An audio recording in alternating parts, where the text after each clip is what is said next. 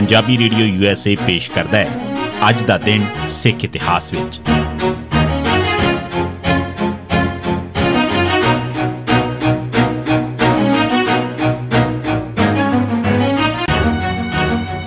सिख इतिहास दीयां घटनावां च 29 सितंबर का दिन 1664 माता किशन कौर की मौत।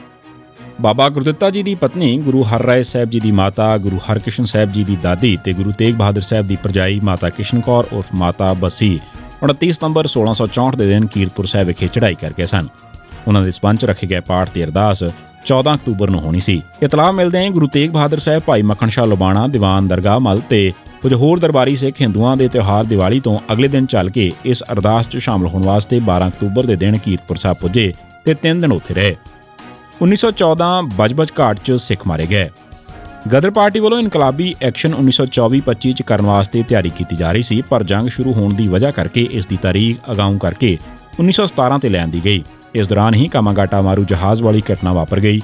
उन्होंने दिनों च कैनेडा सरकार ने एक नवा कानून पास किया सी कि सिर्फ सीधे कैनेडा पुजन वाले मुसाफरों को ही कैनेडा च उतरन ते रहन की इजाजत मिलेगी। इस मामले को हल करने वास्ते गुरदित्त सिंह सरहाली अमृतसर ने एक जापानी समुद्री जहाज़ कामागाटा मारू, दरअसल इसका नाम कामागाटा मारू सी, किराए ते लै लिया ताकि कानूनी अड़िक्यां नूं दूर किया जा सके। ये जहाज़ 29 मार्च 1914 को सीधा कैनेडा पहुंचना सी, पर रस्ते च ही देर होने कारण यह जहाज़ 22 मई 1914 को वैनकूवर पहुंचा।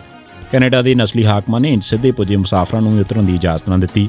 काफ़ी लंबी जदोजहद मगरों जदों इजाजत ना मिली तो सिख भी डट गए। कैनेडा के हाकमां ने जहाज़ उत्ते फायरिंग करने की धमकी दी।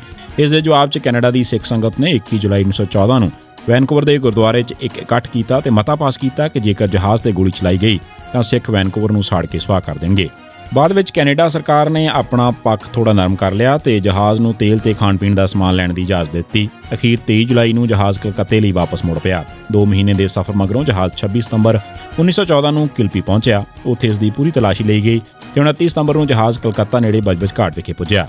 इत्थे यह जिक्र कर देना जरूरी है कि जदों जहाज़ कैनेडा तो कलकत्ता के राह ही सी तां अंग्रेज़ सरकार ने 2 नवे आर्डीनेंस जारी कर दिते सन। पहला आर्डीनेंस गैर मुल्की आर्डीनेंस 29 अगस्त 1914 को जारी होया सी ते दूजा इनग्रेस इंटू इंडिया आर्डीनेंस कुछ दिन मगरों इन्हां दोवां आर्डीनेंसां अधीन भारत च दाखिल होने वाले किसी भी शख्स नूं बिना वजह दसे हिरासत च लिया जा सकता सी। 29 सितंबर 1914 को जदों कामागाटा मारू जहाज़ बजबज घाट पहुंचा तो एक स्पैशल गड्डी मुसाफरां नूं उत्थे पंजाब लिजाण वास्ते अगे खड़ी सी। मुसाफरां ने इस च बैठण तो ना कर दी ते ओह गुरु ग्रंथ साहिब की अगवाई हेठ कलकत्ता के बड़ा बाजार वाले गुरुद्वारे वाल जलूस बना के तुर पए। इस ते पुलिस ने मुसाफरां ते गोली चला दी ते इस फायरिंग च 15 मुसाफर मारे गए। मगरों पुलिस ने मुसाफरां नूं गिरफ्तार कर लिया ते इस दौरान बाबा गुरदित्त सिंह सने 30 सिख फरार होने च कामयाब हो गए। 1981 दल खालसा हाईजैकिंग। 20 सितंबर 1981 के दिन भिंडरांवालियां की गिरफ्तारी विरुद्ध आवाज़ बुलंद करने वास्ते सारे पंजाब च मुजाहरे किए गए, पर दल खालसा के कुछ वर्करां ने इस मौके इंटरनेशनल पद्धर ते एक्शन करने का फैसला किया।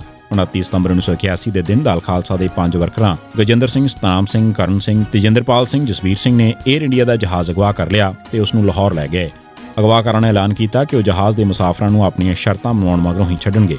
ये शर्तां सन भिंडरांवालियां की रिहाई की जाए, खालिस्तान के हमायतियां की जेलों चों रिहाई की जाए, अगवाकारां नूं $5 लाख दिते जाण, चौक महता च पुलिस फायरिंग नाल 20 सितंबर को मरण वाले सिखां के वारसां नूं 1-1 लाख की अदायगी की जाए। अगले दिन पाकिस्तानी कमांडोज के एक्शन मगरों इन्हां अगवाकारां नूं गिरफ्तार कर लिया गया। जहाज़ अगवा करन दी कार्रवाई की अकाली आगू प्रकाश सिंह मजीठा तो इलावा किसी ने भी निंदा न की। इस हाईजैकिंग मगरों 30 सितंबर तो 10 अक्तूबर 1981 तक दल खालसा के 50 तो ज्यादा वर्कर गिरफ्तार कर लिए गए। इस दे बावजूद जथेबंदी के वड्डे वड्डे थंम पुलिस के हथ ना आ सके। 1985 सुरजीत सिंह बरनाला मुख मंत्री बने। जिवें ही पिछे जिक्र किया गया सी कि राजीव लौंगोवाल समझौते वेले यह भी तय होया सी कि सुरजीत सिंह बरनाला नूं पंजाब का मुख मंत्री बनाया जाएगा। 17 अगस्त को चोण कमिशन ने पंजाब असैंबली दीआं चोणां वास्ते 25 सितंबर तरीक मित दी। इन्हां चोणां च कांग्रेस ने बड़े कमज़ोर उम्मीदवार खड़े किए। दूजे पासे सरकार दीआं एजेंसियां ने बाबा जोगिंदर सिंह संयुक्त अकाली दल कोलों चोणां का बाईकाट करवाता होया सी। नतीजे वजों सुरजीत सिंह बरनाला के 74 उम्मीदवार जित गए तो 29 सितंबर को मुख मंत्री बन गए।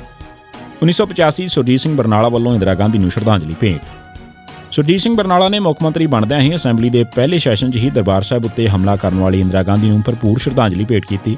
एक भी अकाली ने इंदिरा गांधी के जुल्म विरुद्ध जबान तक न खोली। बरनाला साहब ने तो जून 84 और नवंबर 84 च सिखां के कतलेआमां की निंदा के मते भी न पेश किए। उन्होंने सिख शहीदों को श्रद्धांजलि भी न भेंट की ते पंजाब असैंबली के इजलास च सिर्फ भाजपा के एक MLA ने इंदिरा की भरपूर निंदा की। ये सी सिख इतिहास दीआं घटनावां 29 सितंबर का दिन। सुणदे रहो पंजाबी रेडियो USA।